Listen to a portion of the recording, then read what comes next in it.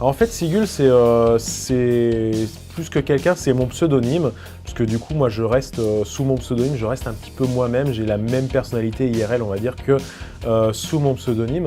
Et en fait, pourquoi Sigul? Alors, c'est tout simplement lié à un livre que j'ai beaucoup aimé étant petit et qui correspondait un petit peu à mes envies, à mon état d'esprit. Donc je vous laisserai chercher, ça vous fera une occupation pour le week-end.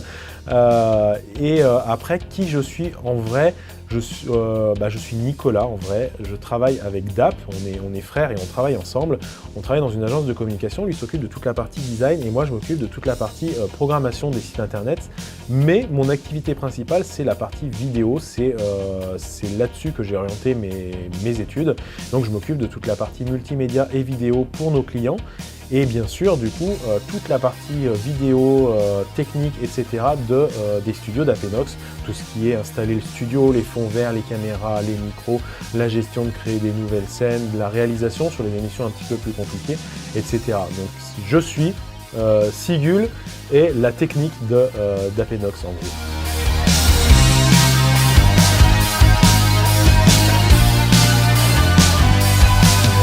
En ce moment, je joue surtout à Minecraft, à Starcraft 2, League of Legends, je n'aime pas du tout, donc je n'y joue pas. War Thunder, que DAP m'a fait découvrir et qui est vraiment sympa. Donc ça, c'est un jeu qui me plaît bien aussi. Et bon, tout un tas de jeux. Je joue beaucoup aussi j'ai beaucoup joué à toute la série des GTA. Et donc en ce moment, GTA 5 sur PS3. Il faut savoir que la PS3 est ma toute première console de jeux vidéo. Si on exclut la Game Boy, qui était ma première et seule quasiment console mobile. En gros en console, j'ai eu la Game Boy, la toute première avec Tetris, que j'ai squatté, mais vous n'imaginez pas, Tetris fait partie, je pense, de mon top 5 des jeux préférés. Et j'ai eu la PSP et la PS3, c'est les 3 seules consoles que j'ai eues.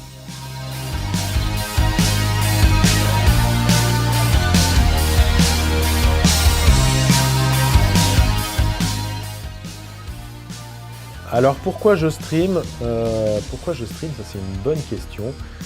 Je ne saurais même pas dire quand j'ai commencé et pourquoi j'ai commencé. On va dire que ça s'est fait un peu tout seul. Au tout début, c'était DAP et Nox qui streamaient ensemble sur Diablo 3 quand ils ont eu une clé bêta. Ils étaient tout contents, ils l'ont partagé sur Twitch. Oh, regardez, on a en exclusivité Diablo 3, on va vous le montrer, on est les premiers francophones à faire ça, venez parler, etc. Après, ils ont été repérés, entre guillemets, ils ont démarché plutôt Millennium, qui leur a dit, venez stream sur la TV3, on va faire du Diablo et tout. Avant sa sortie et après sa sortie, donc il faisait ça, mais par contre il faut savoir qu'il faisait ça dans les mêmes bureaux, dans la même pièce là où j'étais. Je n'en pouvais plus et je trouvais ça en fait, en tant que technicien vidéo, je trouvais ça affligeant de les voir faire de réaliser en fait des vidéos avec du matériel pourri, avec une webcam de qualité médiocre, avec un son horrible. Et donc du coup, au bout d'un moment, je leur ai dit ça suffit, je vous sors mon matos pro, on va mettre ça en place pour faire des trucs un petit peu plus propres, on va essayer de faire ça un petit peu plus sympa. Ça vous permettra vous peut-être de vous démarquer et puis moi, ça m'évite de pleurer à chaque fois que je vois vos contenus vidéo. Et au fur et à mesure où on avançait, on a décidé de s'équiper de mieux en mieux.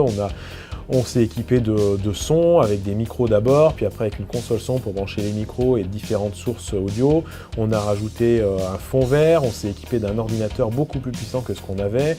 Et puis maintenant, on a même un espace console. On a plusieurs consoles qui sont reliées à une télé qu'on peut stream. On peut même jouer depuis le canapé et être filmé. On a 2 espaces fond vert, etc. Donc on a plutôt pas mal évolué de ce point de vue-là.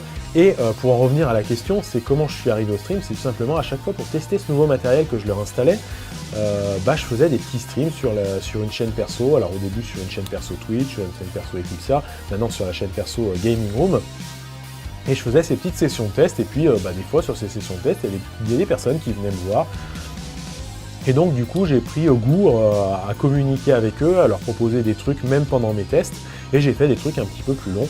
Et on va dire que c'est la Gaming Room qui m'a donné une vraie chance de streamer quand je leur ai proposé mon concept d'émission Play on the Go, c'est des tests de jeux mobiles, de jeux sur mobile et tablette. Et du coup, j'ai commencé quelques streams comme ça, et du coup, j'ai un petit peu évolué avec le temps, j'en ai fait d'autres. Je fais toujours les Play on the Go, mais je fais un petit peu de GTA, je vais faire un petit peu, je pense, de StarCraft 2, j'ai fait du SimCity, je vais probablement faire du Alerte Rouge 3 pour les nostalgiques. Et puis tous les jeux qui me donnent un petit peu envie. Je fais du Minecraft aussi pas mal, j'adore la redstone sur Minecraft, donc je vais commencer une bonne série de streams sur la chaîne Minecraft de la Gaming Room, donc ça aussi ça me fait vraiment plaisir.